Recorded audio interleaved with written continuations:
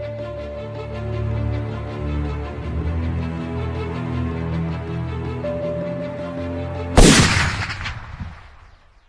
दोस्तों, स्वागत है आपका वर्ल्ड क्राइम स्टोरी चैनल पर। आज की कहानी एक सस्पेंस थ्रिलर मर्डर मिस्ट्री की है। कहानी की शुरुआत महाराष्ट्र के पुणे से होती है। 22 जून 2019 की सुबह पुणे शहर के पॉश इलाके में स्थित मुढ़वा की रहने वाली 40 वर्षीय राधा अग्रवाल घर से अपनी स्कूटी लेकर निकलती है। उसने घर पर बताया था कि वह अपनी सहेलियों के साथ साईं बाबा के दर्शन करने शिरडी जा रही है। 2 दिन में घर लौट आएगी। घर से निकलते समय वह अपने सारे गहने पहने हुई थी। जब वह 25 जून तक नहीं लौटी तो पति किशोर चंद्र अग्रवाल ने उसका फोन मिलाया, लेकिन राधा का फोन स्विच्ड ऑफ मिला। राधा के 16 वर्षीय बेटे मानव अग्रवाल ने इस बारे में अपनी मां की सहेलियों से बात की तो उन्होंने बताया कि वह तो शिरडी गई ही नहीं थी, नहीं उन्हें राधा के शिरडी जाने की कोई जानकारी है। राधा की सहेलियों से यह जानकारी मिलने पर परिवार के लोग परेशान हो गए, क्योंकि उस दिन राधा अग्रवाल गहने पहन कर गई थी, इसलिए उनकी चिंता और भी बढ़ गई। 25 जून की शाम को ही मानव अग्रवाल अपने 3 से 4 सगे संबंधियों के साथ थाना मुढ़वा पहुंच गया। उसने वहां मौजूद थाना प्रभारी संपतराव भोसले को अपनी मां के लापता होने की विस्तार से जानकारी दे दी। राधा अग्रवाल शहर के करोड़पति रियल एस्टेट कारोबारी किशोर चंद्र अग्रवाल की पत्नी थी। मानव अग्रवाल की बात सुनकर थाना प्रभारी भी आश्चर्य में पड़ गए कि राधा अग्रवाल आखिर अपनी मर्जी से कहां चली गई।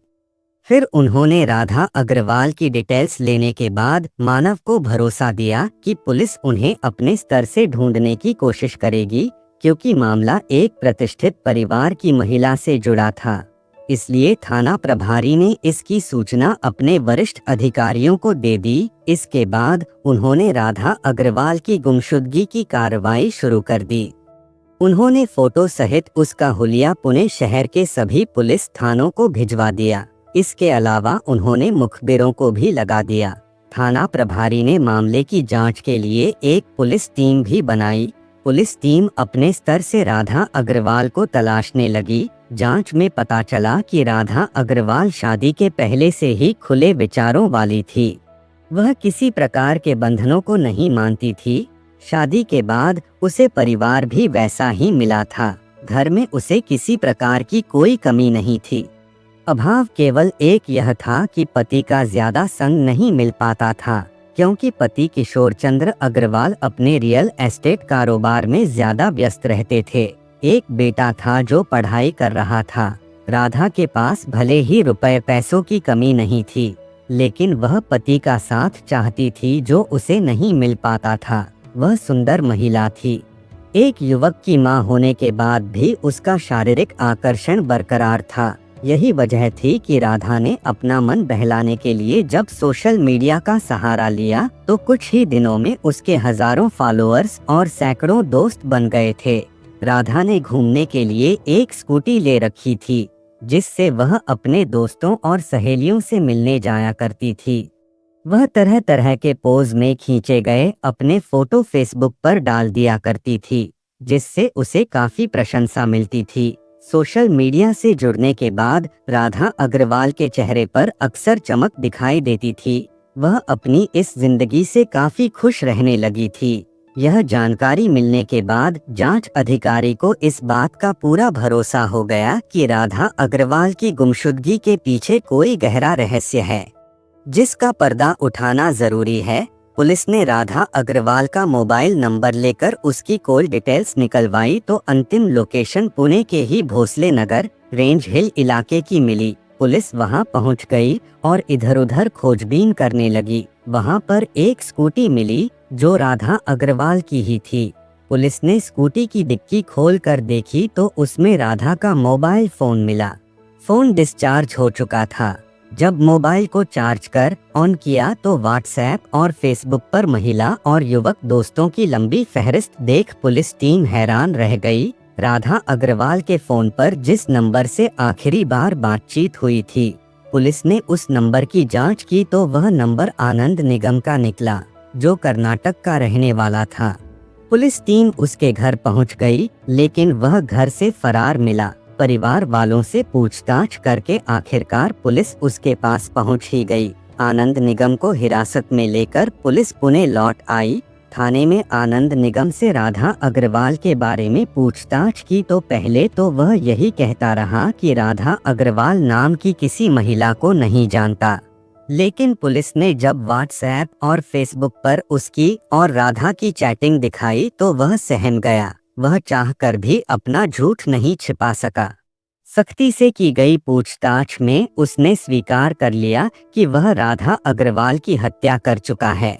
हत्या की बात सुनते ही पुलिस चौंक गई। आनंद से उसकी लाश के बारे में पूछा गया तो उसने बता दिया कि लाश ताम्हिणी के वर्षा घाट के जंगलों में है। हत्या करने के बाद वह उसके सभी गहने और पैसे ले भागा था।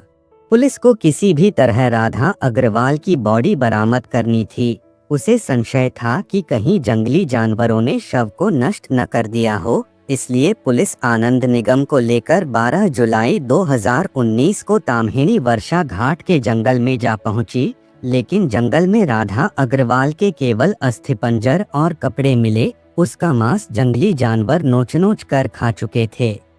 पुणे पुलिस ने स्थानीय पुलिस के सहयोग से कंकाल बरामद कर पोस्टमार्टम के लिए भेज दिया। इसके बाद पुलिस आनंद निगम को लेकर पुणे लौट आई। पूछताछ करने पर आनंद निगम ने राधा अग्रवाल की हत्या की पूरी कहानी बताई। कहानी यूं थी कि 31 वर्षीय आनंद निगम मूल रूप से कर्नाटक का रहने वाला था। उसके पिता का नाम शिवाजी निगम था। परिवार में उसके माता पिता के अलावा एक छोटी बहन थी। परिवार की माली स्थिति साधारण थी। जब उसके पिता का निधन हो गया तो घर की जिम्मेदारी आनंद पर आ गई। वह रोजी रोटी की तलाश में परिवार के साथ पुणे आ गया और वहां की वृंदावन कॉलोनी के तापकीर नगर में रहने लगा। पुणे में रहते हुए उसकी मां ने एक दूसरे आदमी का हाथ पकड़ लिया था। बहन जवान हुई तो उसने भी लव मैरिज कर ली। इसके बाद आनंद ने भी अंतरजातीय विवाह कर अपना घर बसा लिया। समय गुजरता गया और वह 2 बच्चों का बाप बन गया। अपनी रोजी रोटी के लिए उसने एक पुरानी कार ले ली और लोगों को कार चलाना सिखाने लगा। उसके पास ड्राइविंग सीखने के लिए ज्यादातर महिलाएं आती थीं। व्यवहार कुशल होने के नाते अधिकतर महिलाएं उसके प्रभाव में आ जाती थीं, जो उसकी दोस्त बन जाती थीं। वह उनसे फेसबुक, व्हाट्सएप के माध्यम से चैटिंग किया करता था, जिसका असर उसके व्यवसाय पर पड़ने लगा था। यह बात जब उसकी पत्नी को मालूम हुई तो उसने उसे आड़े हाथों लिया। विवाद इतना बढ़ा कि उसे अपना कार ड्राइविंग का धंधा बंद करना पड़ा। इसके बाद उसे परिवार चलाने के लिए कोई काम तो करना ही था। उसने अपने जान पहचान वालों और दोस्तों से ब्याज पर पैसे लेकर भोसले नगर के रेंज हिल इलाके में एक टी स्टॉल शुरू कर दिया। स्टॉल पर वह बीड़ी सिगरेट भी बेचता था। इस काम में उसकी मां भी मदद किया करती थी। पूरा दिन खपाने के बाद भी इस काम में कोई खास आमदनी नहीं हो पाती थी। घर का खर्च भी मुश्किल से चलता था। ऐसे में उसे कर्ज उतारना भी मुश्किल हो गया था। नतीजा यह हुआ कि उसका कर्ज बढ़ते बढ़ते 2 लाख के करीब पहुंच गया। वह इसी चिंता में रहता कि कर्ज कैसे उतारे। आनंद सोशल साइट्स पर एक्टिव रहता था। एक दिन उसने फेसबुक पर राधा अग्रवाल का प्रोफाइल देखा तो उस पर मोहित हो गया। उसने बिना देर किए फ्रेंड रिक्वेस्ट भेज दी। राधा अग्रवाल ने भी आनंद निगम का फोटो देखते ही उसकी फ्रेंड रिक्वेस्ट स्वीकार कर ली। हालांकि राधा अग्रवाल और आनंद निगम की उम्र में काफी अंतर था। राधा अग्रवाल आनंद निगम से करीब 10 साल बड़ी थी, लेकिन दोनों को इससे कोई फर्क नहीं पड़ा। कुछ दिनों की चैटिंग के दौरान दोनों में गहरी दोस्ती हो गई और धीरे धीरे वे एक दूसरे के करीब आने लगे। राधा अग्रवाल के पास पैसों की कमी नहीं थी। खर्च करने के लिए उसके पास पैसा ही पैसा था, जबकि कहीं आने जाने के लिए स्कूटी थी। वह आनंद निगम के संपर्क में आकर कुछ इस प्रकार फिसली कि अपनी मर्यादा की लक्ष्मण रेखाओं को भी लांघ गई। जब भी मौका मिलता दोनों पुणे शहर के किसी भी होटल में जाकर मौजमजे कर लेते थे। समय अपनी गति से चल रहा था। राधा अग्रवाल अब पूरी तरह से आनंद निगम पर आंख मूंदकर भरोसा करने लगी थी। आनंद निगम उससे जो भी कहता उसे वह तहे दिल से स्वीकार करती थी। आनंद निगम को जब इस बात का पूरा यकीन हो गया कि राधा पूरी तरह उसकी दीवानी है, तो उसने अपने ऊपर चढ़े कर्जे को उतारने की एक खतरनाक योजना तैयार कर ली। वैसे तो राधा अग्रवाल 1-2 लाख रुपए उसे ऐसे ही दे सकती थी, लेकिन आनंद अपने ऊपर किसी प्रकार का बोझ नहीं रखना चाहता था। इससे रिश्ता खराब होने पर राधा अग्रवाल भी उससे अपना पैसा मांग सकती थी। यही सब सोचकर वह सिर्फ अपनी योजना पर ध्यान देने लगा। योजना को अंजाम देने के लिए एक दिन उसने राधा से कहा, राधा, तुम इतनी खूबसूरत हो कि अगर किसी मैगजीन में तुम्हारे फोटो भेजे जाएं तो वे कवर पेज पर छप सकते हैं। इसलिए मैं चाहता हूं कि किसी नेचुरल जगह पर तुम्हारा फोटोशूट करके फोटो मैगजीन वगैरह में भेजे जाएं। राधा भी फोटोशूट के लिए मान गई। फिर आनंद ने उसे कहा, तो ठीक है, तुम कल अपने सारे गहने पहनकर आ जाओ, हम पुणे से कहीं दूर चलेंगे। राधा उस पर आंखें मूंदकर भरोसा करती ही थी, इसलिए 22 जून की सुबह अपने सारे गहने पहनकर घर से निकली।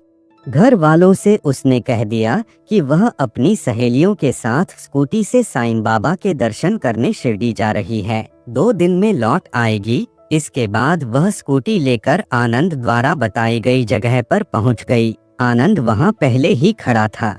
वहां से आनंद ने राधा की स्कूटी संभाली और राधा उसके पीछे चिपक कर बैठ गई। दोनों आपस में हंसी मजाक करते हुए कब पुणे से 80 किलोमीटर दूर निकल गए, पता ही नहीं चला। और जब पता चला तो वह ताम्हिणी के वर्षा घाट के जंगलों में पहुंच गए थे। आनंद निगम को अपनी योजना के अनुसार वह जगह उपयुक्त लगी। उसने स्कूटी एक तरफ खड़ी कर दी। इसके बाद उसने राधा से फोटो सेशन के लिए तैयार होने को कहा। राधा अग्रवाल खुशी खुशी अपना फोटो सेशन कराने के लिए तैयार हो गई। सड़क से कुछ दूर जंगल में जाकर आनंद अलग अलग एंगल से उसके फोटो खींचने लगा। फिर आनंद ने राधा से 1-2 हॉरर फोटो खींचने के लिए अनुरोध किया। हॉरर फोटो सेशन करने के लिए आनंद ने राधा की सहमति से पहले उसकी आंखों पर पट्टी बांधी, फिर उसके हाथ पैर बांधकर फोटो खिंचवाने को कहा। राधा उसके कहने के अनुसार करती रही। हाथ पैर बांधने के बाद आनंद ने उसके सारे गहने उतारकर अपने पास रख लिए। इसके बाद उसने साथ छिपा कर लाए गए तेज धारदार चाकू से राधा अग्रवाल का गला रेत दिया। राधा अग्रवाल की एक मार्मिक चीख निकलकर निर्जन जंगल में खो गई। राधा अग्रवाल की हत्या करने के बाद आनंद निगम ने उसका मोबाइल फोन स्कूटी की डिक्की में रख दिया। उसके हैंडबैग से नोटों से भरा पर्स निकाल लिया और स्कूटी लेकर पुणे की तरफ लौट पड़ा था।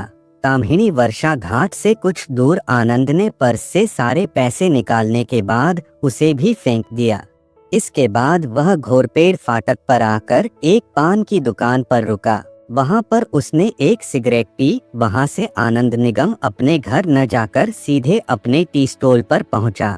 उस समय रात का 1 बजा था। चारों तरफ सन्नाटा था। उसने राधा की स्कूटी अपने टी स्टॉल के पीछे खड़ी कर चाकू टी स्टॉल के अंदर छिपा दिया। फिर वह निश्चिंत होकर अपने घर चला गया। 2 दिन निकल जाने के बाद राधा अग्रवाल के लूटे गए गहनों में से 7 तोले सोने के गहनों को वह अपने एक रिश्तेदार के यहाँ छिपा कर रखाया। बाकी बचे गहनों को ज्वेलर्स के यहाँ बेचकर अपना कर्ज उतार दिया। इतना करने के बाद वह पुणे शहर को छोड़कर कर्नाटक में अपने गांव निकल गया। आनंद निगम से विस्तार से पूछताछ करने के बाद पुलिस ने उसकी निशानदेही पर हत्या में इस्तेमाल चाकू और राधा अग्रवाल के गहने बरामद कर लिए। फिर उसे गिरफ्तार कर कोर्ट में पेश किया गया, जहां से उसे पुणे की यरवड़ा जेल भेज दिया गया। ये थी राधा अग्रवाल की मर्डर की कहानी। उम्मीद करता हूँ कहानी आपको पसंद आई होगी। अगर कहानी पसंद आई हो तो वीडियो को लाइक और कमेंट करें और ऐसी ही और कहानियाँ सुनने के लिए चैनल को सब्सक्राइब करें। मिलते हैं फिर एक और नई सच्ची कहानी के साथ।